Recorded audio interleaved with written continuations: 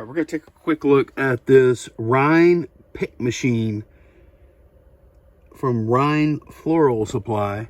It's in excellent cosmetic condition and in working condition. This is also going to come with this partial box of picks. We've got, I believe each one of these is 200 picks. You have 7 of those. There's 1,400 picks. This box initially had 2,000 picks in it. So just making an educated guess on there. I think it's missing 3 of those bundles. And I'm going to show y'all how it works real fast.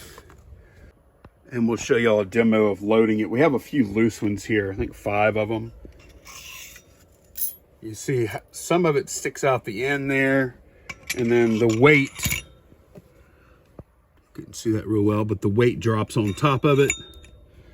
And then you feed your pick, put your stem in place, and then you pull the handle down the other way and it crimps the pick to the stem. You pull your stem out and it's ready to go.